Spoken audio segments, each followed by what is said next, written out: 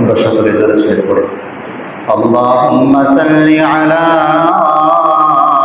মুহাম্মাদিন ওয়া আলা আলি মুহাম্মাদ কামা সাল্লাইতা আলা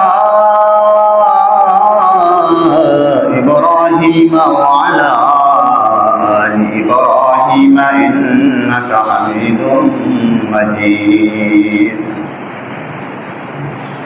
اللهم بارك على محمد وعلى آل محمد كما باركت على إبراهيم وعلى آل إبراهيم إنك حميد مجيد। আপনারা সকলে কেমন আছেন? আল্লাহ তাআলা আমাকে ভালো রেখেছেন, আলহামদুলিল্লাহ। সম্মানিত মুসলিম ইকরাম, আলোচনার বিষয়বস্তু চলছিল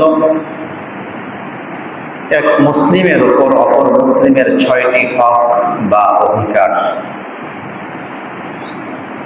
এই মর্মে মুসলিম শরীফের 2162 নম্বর হাদিসের আলোচনা আমরা গত জুমায় শুরু করেছি। রাসূলুল্লাহ সাল্লাল্লাহু আলাইহি ওয়াসাল্লাম ইরশাদ করলেন, এক মুমিনের উপর এক মুসলিমের উপর আরেক মুসলিমের, এক মুমিনের উপর আরেক মুমিনের ৬টি হক বা অধিকার। এই ৬ হকের প্রথম নম্বর হক ছিল ইদা লাকিতাহু ফাসাল্লিম আলাইহি। যখন কোন মুসলিমের সাথে সাক্ষাৎ হয় তখন তাকে সালাম করো। বিশ্বনবী বললেন, ইদা লাকিতাহু ফাসাল্লিম আলাইহি, যখন তার সাথে সাক্ষাৎ হয় তখন তাকে সালাম করো। ওয়াইদা দাআকা ফাআজিবহু, দ্বিতীয় নাম্বার, সে যদি তোমাকে দাওয়াত করে তার দাওয়াত গ্রহণ করো। ওয়াইদা ইস্তানসাহাকা ফানসাহ লাহু, যদি তোমার কাছে কোনো সৎ পরামর্শ চায়, কোনো উপদেশ চায়, তোমার সাধ্যের জায়গা থেকে তাকে ভালো পরামর্শ দেওয়ার জন্য চেষ্টা করো, ভালো পরামর্শ দেওয়ার জন্য চেষ্টা করো। ওয়াইদা আতাসা ফাশাম্মিতহু, এবং যখন সে হাসি দেয় এবং হাসির জবাবে যদি সে আলহামদুলিল্লাহ বলে। ইদা আতাসা ফাশাম্মিতহু, যদি সে হাসি দেয় হাসির জবাবে ইয়ারহামুকাল্লাহ বলো। ওয়াইদা মারিযা ফাউদহু, অসুস্থ হলে তার দেখভালের জন্য, তার সেবা করার জন্য, তার খোঁজ খবর নেওয়ার জন্য যাও। ওয়াইদা মাতা ফাত্তাবিহু, এবং যদি মারা যায় খবর পাও তাহলে তার জানাজা দাফনে শরীক হও। এই ৬টি হক এবং অধিকার এক মুসলিমের উপর আরেক মুসলিমের। এর প্রথম নম্বর হক এবং অধিকার হচ্ছে ইদা লাকিতাহু ফাসাল্লিম আলাইহি, যখন তার সাথে সাক্ষাৎ হয় তখন তাকে সালাম করো। আমরা প্রথম নম্বর হক এবং অধিকার নিয়ে আলোচনা শুনছিলাম। গত জুমায় বলেছি, এক মুসলিম আরেক মুসলিমের সঙ্গে সাক্ষাৎ হলে সালাম করবে।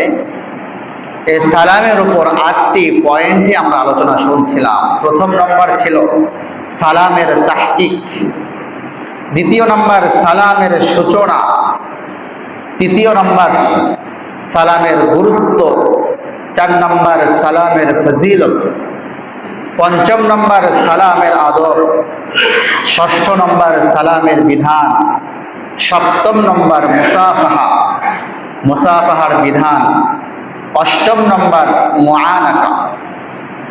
গত জুমায় আমরা 3টি পয়েন্টে আলোচনা শুনেছি।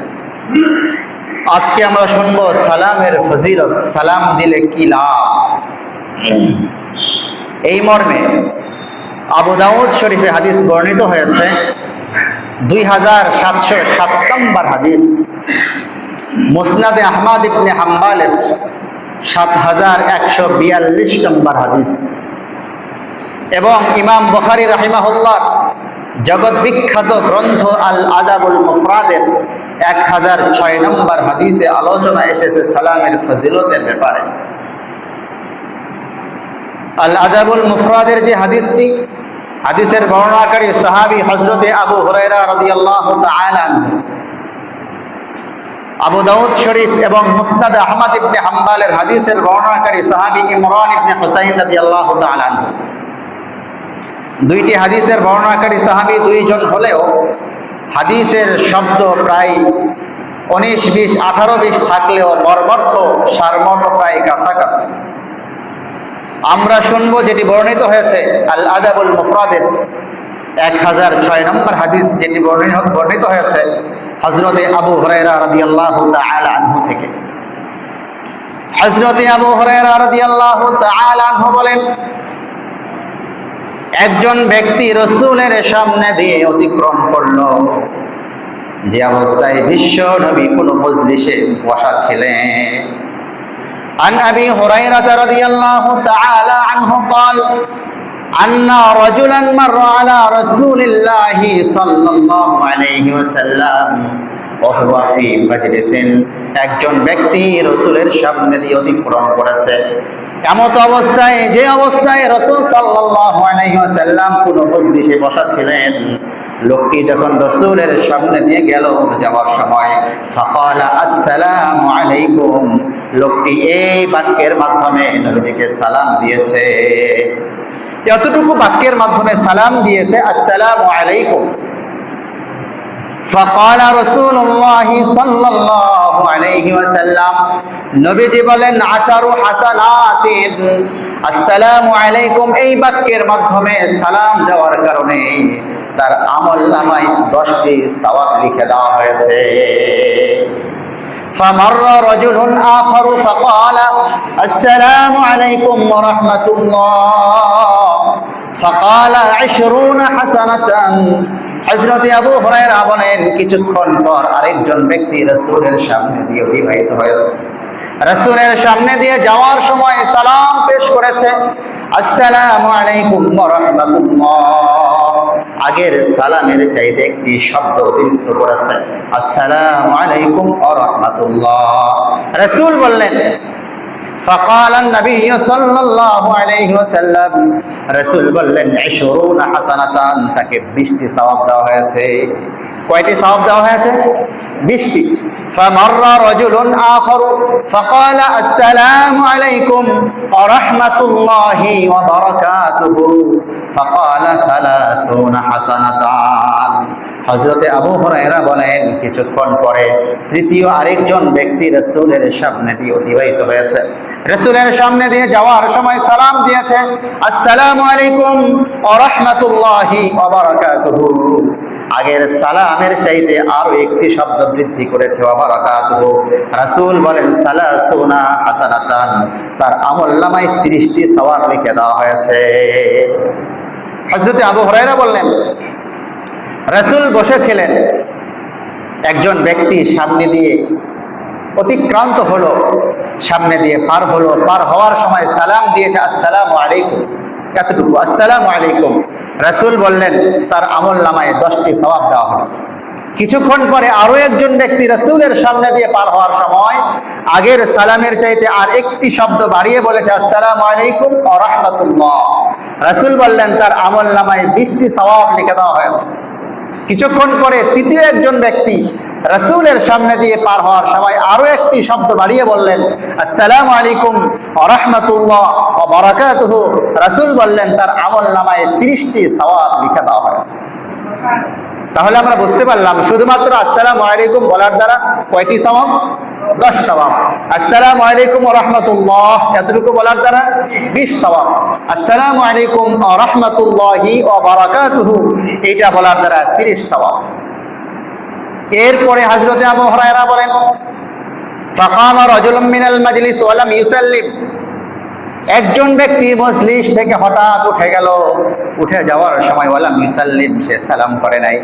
فقال النبي صلى الله عليه وسلم ما أوشك ما نسي صاحبكم, যে মজলিসে রাসূল বসা ছিলেন, হঠাৎ করে একজন ব্যক্তি উঠে গেল। উঠে যাওয়ার সময় এসে সালাম দেয় নাই। রাসূল বললেন, মা আউশাকা মা নাসিয়া সাহিবুকুম, তোমাদের ভাই সম্ভবত সালামের মর্যাদা ভুলে গিয়েছে। সালামের মর্যাদা সম্পর্কে মনে হয় তার খেয়াল নাই, সে ভুলে গিয়েছে। তাছাড়া সে যে মজলিস থেকে উঠে গেল, তার তো সালাম দেওয়ার দরকার ছিল। এরপরে রাসূল বলেন, ইদা জা আহাদাকুমুল মাজলিস ফালইসাল্লিম, তোমাদের মধ্য থেকে কেউ যখন মজলিসে আসবে, মজলিসে আগমনের পরে সে যাতে করে সালাম প্রদান করে। লোকজন বসে আছে, আমি সেই মজলিসে আসলাম, আসার পরে আমি সালাম দিব, আসসালামু আলাইকুম ওয়া রাহমাতুল্লাহি ওয়া বারাকাতুহু। রাসূল বলেন, মজলিসে আসার পরে সালাম দাও। সালাম দেওয়ার পরে ওয়াইন বাদাআ লাহু ওয়াইন বাদাআ ইয়াজলিসা ফালইয়াজলিস, আসার পরে যদি মনে হয় তোমার বসার প্রয়োজন, মজলিসে বসো। মজলিসে বসার পরে আবার যখন চলে যাবে, ওয়াইদা কামা ফালইসাল্লিম, যখন মজলিস থেকে উঠে যাবে, চলে যাবে, তখন সালাম দিয়ে মজলিস থেকে যাবে।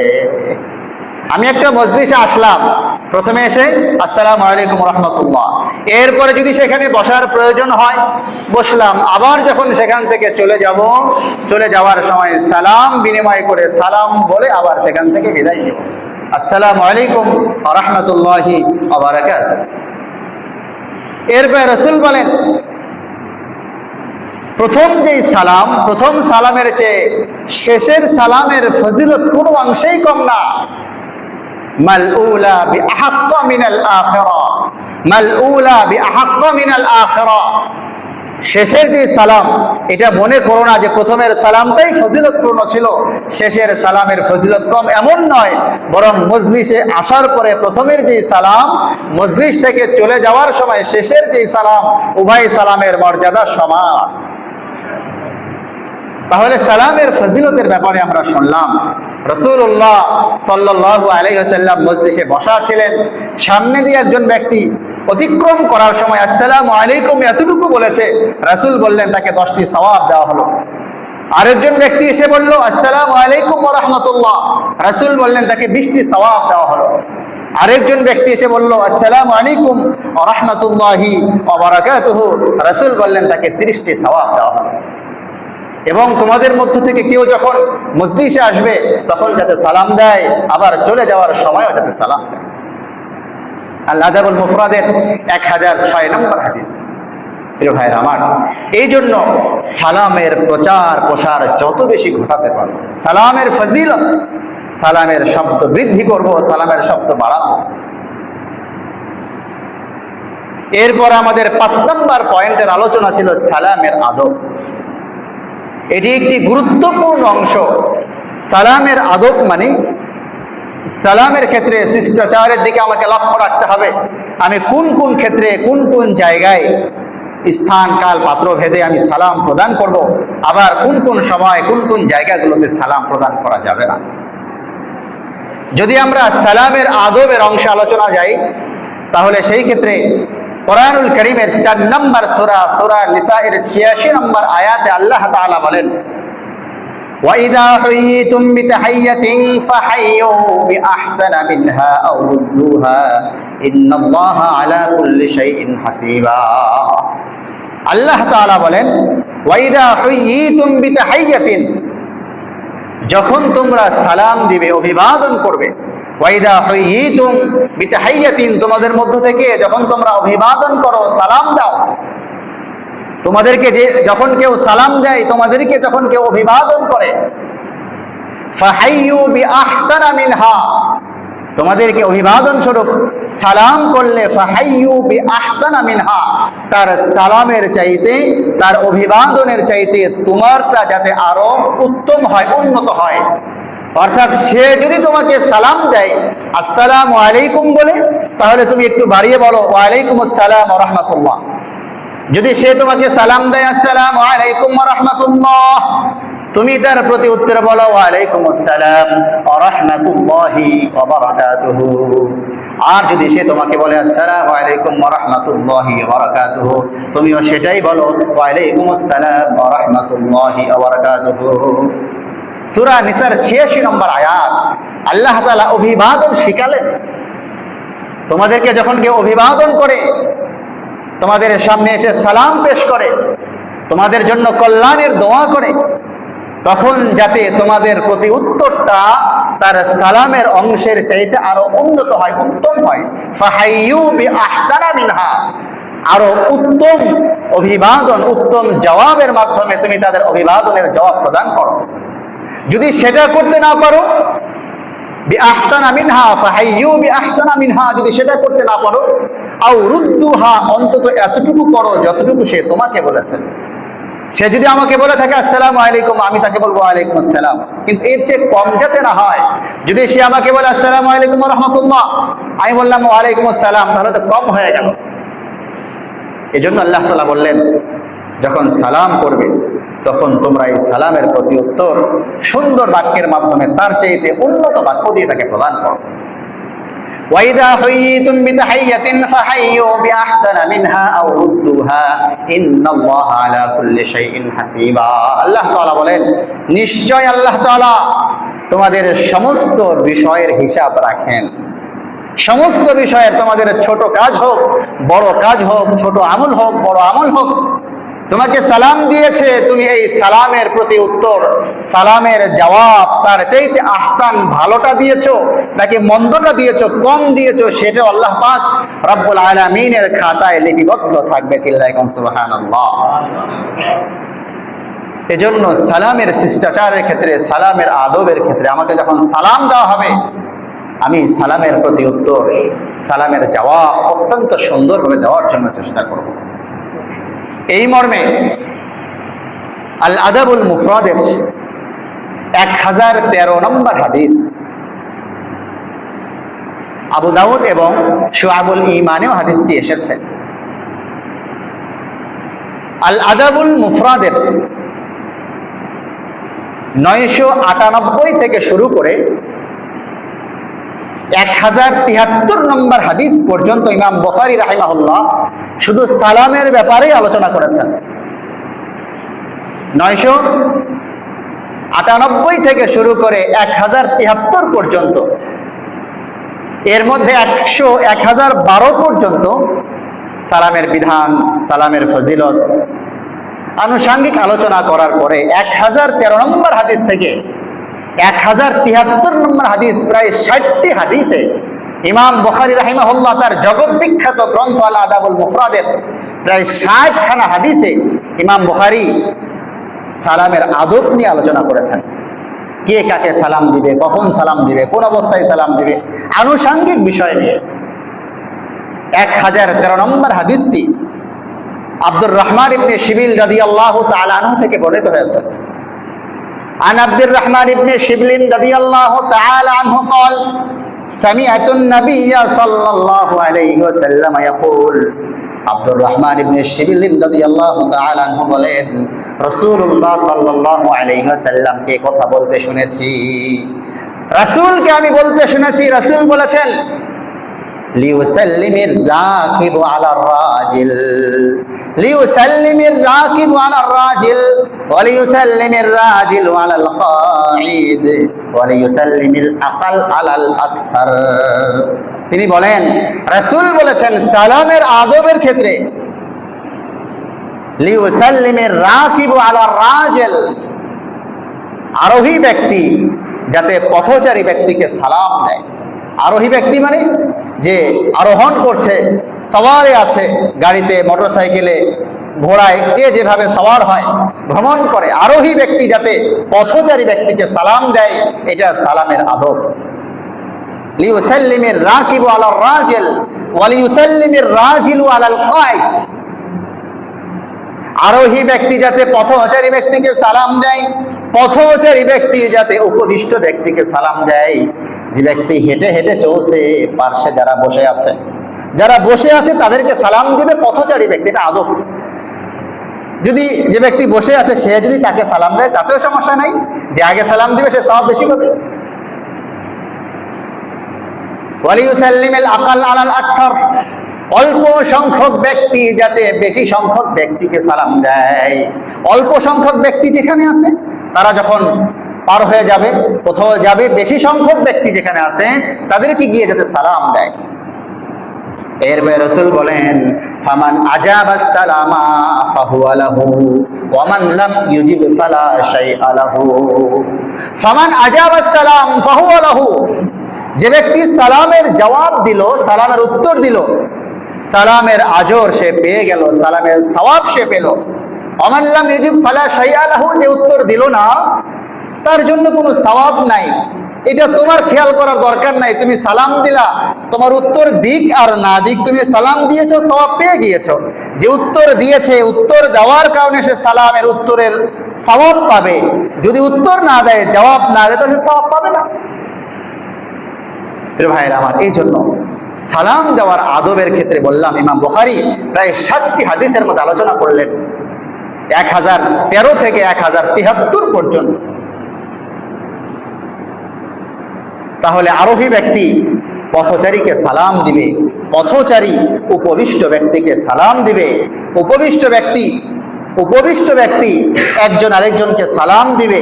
কোনো মজলিসে উপস্থিত হলে সেখানে গিয়ে সালাম দিবে, মজলিস শেষ করে সেখান থেকে বিদায় নিতে চাইলে সেখানে সালাম দিবে। পরিচিত অপরিচিত ব্যক্তিকে সালাম দিবে, অপরিচিত পরিচিত ব্যক্তিকে সালাম দিবে। ছোট বড়কে দিবে, বড় ছোটকে দিবে। অল্প সংখ্যক বেশি সংখ্যককে দিবে, বেশি সংখ্যক অল্প সংখ্যককে দিবে। সালামের ক্ষেত্রে যে আগে সালাম দিবে সে সওয়াব বেশি পাবে। সমাজে সালাম নাই, ছোটরা বড়দেরকে দেখে সালাম দেয় না। কি বলেন? যদি এই শিষ্টাচার সমাজে না থাকে, যদি এই অভিবাদন না থাকে, এই ভদ্রতা না থাকে, তাহলে সমাজের যে কোয়ালিটি, বড় এবং ছোটর শ্রদ্ধাবোধ, স্নেহের অংশ, ভ্রাতৃত্ববোধ নষ্ট হয়ে যাবে। এজন্য সালাম প্রদান করতে হবে, সবাই সবাইকে সালাম দেবে। ভাইয়ের আমার, সালাম অনেক গুরুত্বপূর্ণ ইবাদত, অনেক গুরুত্বপূর্ণ আমল। এবং আদাবুল মুফরাদের 1025 নম্বর হাদিসে একটি গুরুত্বপূর্ণ আলোচনা এসেছে। খেয়াল করেন, অনেক ক্ষেত্রে আমরা ইশারা করে অর্থাৎ হাত নাড়িয়ে সালাম দিই। এর বিধান কি শরীয়তে? হয় না এমন? বিশেষ করে নেতারা যদি মজলিসে যায় তো 2 হাত উঠিয়ে ধরে। নিয়ম কি? বিশুদ্ধ নিয়ম হচ্ছে সালামের ক্ষেত্রে জবানের সালাম হাত নাড়িয়ে সালাম দেওয়ার জন্য শরীয়তে উদ্বুদ্ধ করা হয় নাই, বলা হয় নাই। এবং হাত নাড়িয়ে সালাম দেওয়া অভ্যাসে পরিণত না হয়, যাতে সালাম হবে মুখে আসসালামু আলাইকুম ওয়া রাহমাতুল্লাহি ওয়া বারাকাতুহু। তবে হাত যদি নাড়াতে হয় তাহলে বিধানটা হচ্ছে এমন জায়গায়, যেই জায়গায় যাকে আমি সালাম দিচ্ছি তাকে আমার দিকে মুতাওয়াজ্জো করার উদ্দেশ্যে, আমার দিকে যাতে সে দৃষ্টিপাত করে, এই উদ্দেশ্যে আমি তাকে একটু ইশারা করলে সে আমার দিকে খেয়াল করবে, এরপরে আসসালামু আলাইকুম ওয়া রাহমাতুল্লাহ। তাহলে সেই ক্ষেত্রে যদি আমরা হাত নাড়াই, নেতারা শুধু হাত নাড়ায়, মুখে সালাম বলে না। কথা বলেন, হাত উঠাইছে সালাম দেয় না, এটা কিন্তু সালাম বলে না, এটা কোনো অভিবাদন নয়। হাত উঠাইছে, হাত নাড়ে, আপনি কি বোঝালেন? যদি অভিবাদন করতে চান এবং আপনার কাছে মনে হয় এত বিশাল জনসমুদ্র, তো সেই ক্ষেত্রে আপনি হাত উঠায় সবাইকে নিজের দিকে আকৃষ্ট করবেন যে হ্যাঁ আমি উপস্থিত হয়েছি। এরপরে আপনি বলেন আসসালামু আলাইকুম ওয়া রাহমাতুল্লাহ, আসসালামু আলাইকুম ওয়া রাহমাতুল্লাহ, আসসালামু আলাইকুম ওয়া রাহমাতুল্লাহ, সেটা আপনি বলেন।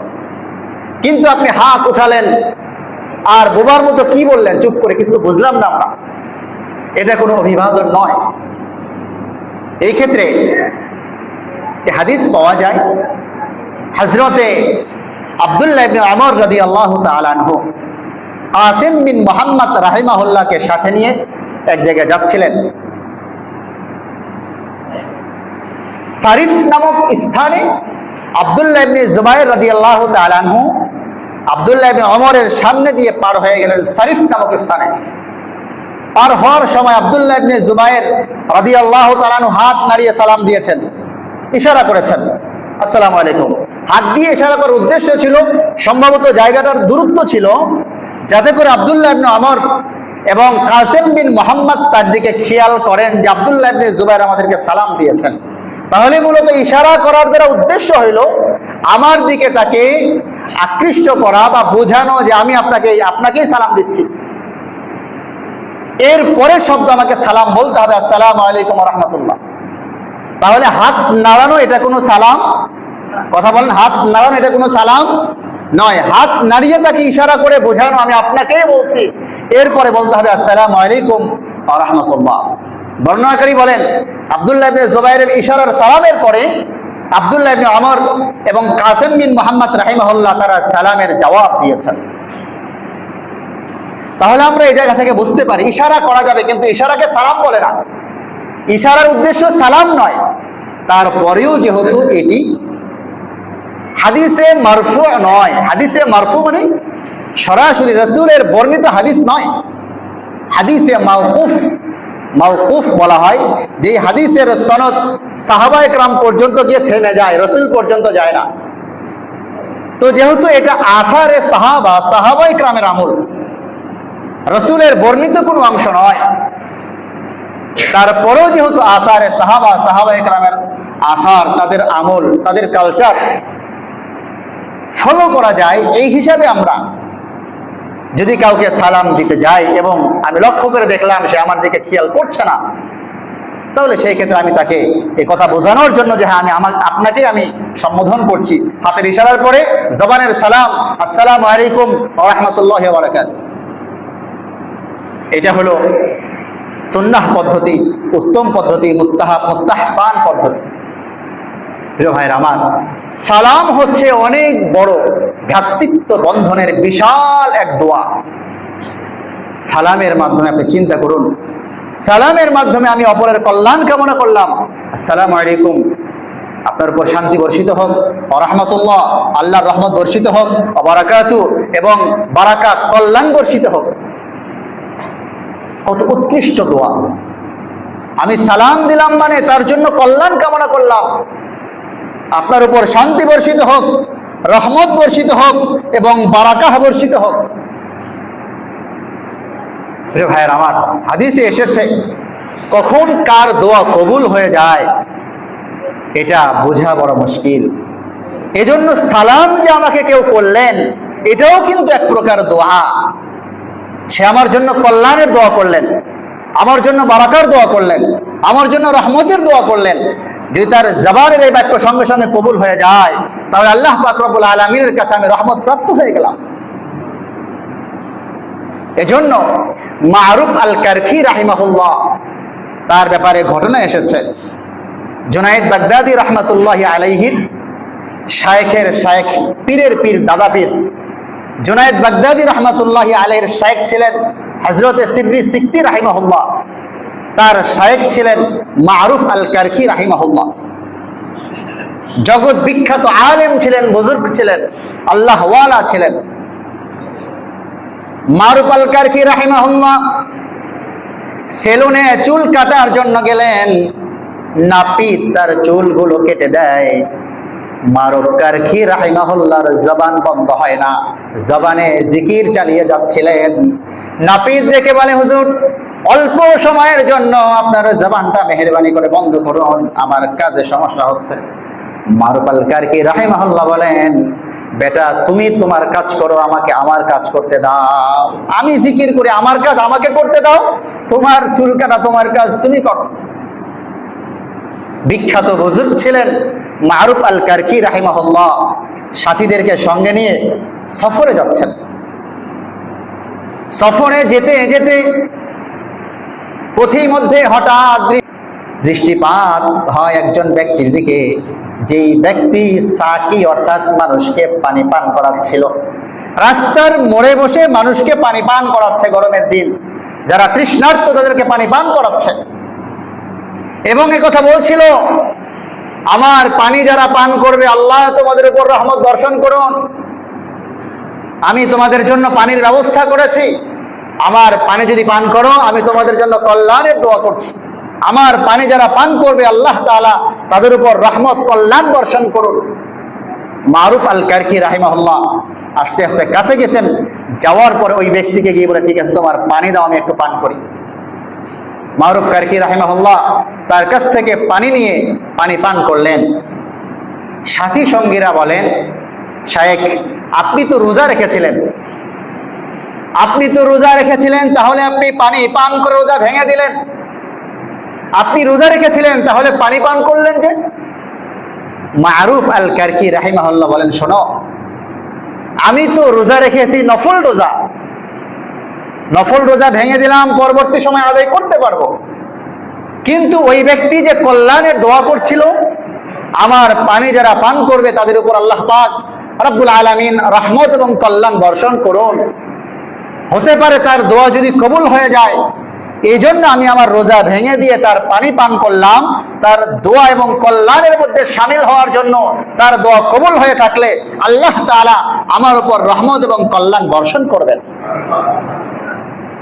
রোজা তো আমি পরে রাখতে পারবো, নফল রোজা, কিন্তু এখান থেকে চলে গেলে যদি তার দোয়া কবুল হয়ে থাকে, তার এই কবুলকৃত দোয়া থেকে তো আমি বঞ্চিত হয়ে গেলাম। প্রিয় ভাইয়েরা আমার, এই জন্য সালাম হচ্ছে মুসলিম ভ্রাতৃত্ববোধের মহা কল্যাণকর, মহা মজবুত এক সেতু বন্ধন। এক ভাই আরেক ভাইয়ের জন্য, এক মুসলিম আরেক মুসলিমের জন্য শান্তি, নিরাপত্তা, রহমত এবং বারাকা কামনা করছে।